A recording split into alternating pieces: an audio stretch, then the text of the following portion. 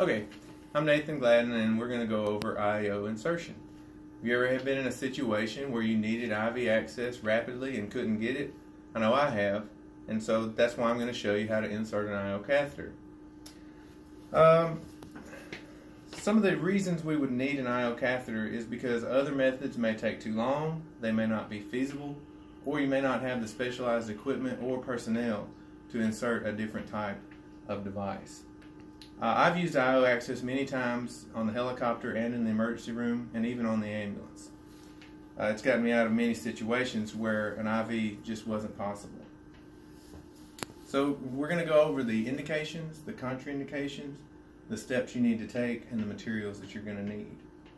So indications for IO would be maybe other accesses would take too long or would need specialized personnel. Things like a venous cut down or insertion of a triple lumen subclavian catheter, those require a surgeon or a physician that's specially trained in that area. They may not be available.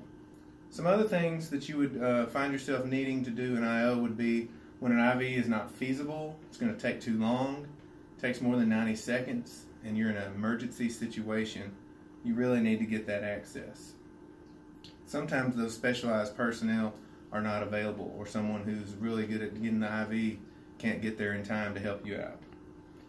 So the contraindications would be a fracture along the same bone or a crush injury in the same bone. You also don't want to drill through an infected area.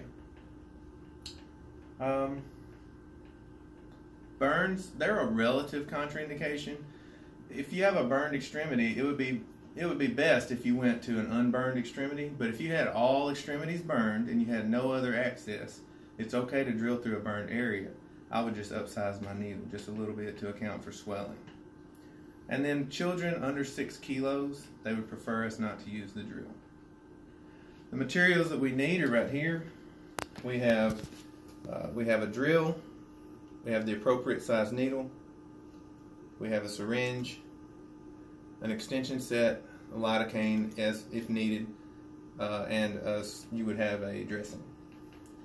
The steps that we're going to do for the IO insertion, the first thing we want to do is position the leg. So the way we would do that is we would have the patient's leg externally rotated, just slightly. That helps to stabilize the leg, puts it in the proper rotation. So this was a right tibia, so this patient's leg would be turned just like this with their ankle outwards. Once you've done that, you cleanse the site just per standard protocols in the hospital, whatever you use for your IVs. Cleanse the site with your chlorhexidine or alcohol, whatever it may be. And once you've got your site prepared, we need to get our drill and our appropriately sized needle. Now the needle size, it just depends on the size of your patient. You may have this is a medium-sized needle for average adults.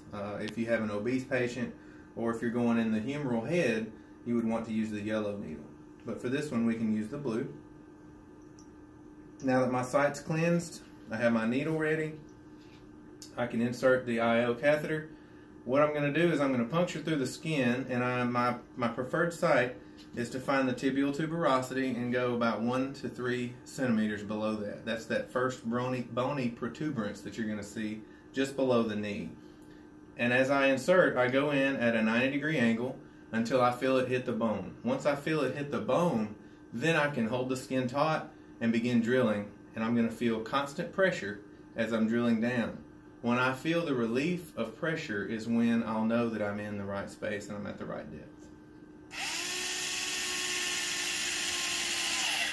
Now you saw it, I felt it give, kind of gave way. Then I can remove my driver, pull out my needle, and at this point, that would go in the sharps. At this point, what I can do is I can take an empty 10 cc syringe and I can connect it right here, and then I can pull back and check for aspirate. If I get contents, then I can send that off to lab for analysis. They can do a CBC, they can do typing screens, and they can do some elements of a chemistry panel. After that, I secure it with a dressing, or you can tape it with tape. Then I have an extension set here that I'm going to connect. This extension set would be preloaded with either lidocaine or with saline, depending on the situation. If the patient's conscious, we're going to use 2 cc's of 2% lidocaine, given slow IV push, or slow IO push. Alright, so we would insert that. We'd let that sit for 2 minutes. After the 2-minute time period, we can disconnect our lidocaine, and we would have a 10 cc flush of normal saline. We're going to flush this very quickly, and that opens up the cavity so that the fluids can flow through quickly. Okay? Now, we would secure this with a dressing, either a commercial dressing, or we can just use tape on all sides. Either one's fine. Alright? So, in conclusion, indications for our IO and catheter insertion would be the need for rapid access, the need for life-saving drugs or fluids to be able to go in a hurry. The contraindications would be a crushed or broken bone or an infected area, burns, or too small of a patient. The materials we would need, of course, is the driver, the needle, extension set, and some syringes and flushes. The steps, as we said, we would insert at a 90-degree angle, 1 to 3 centimeters below the tibial tuberosity, and insert it until we feel give.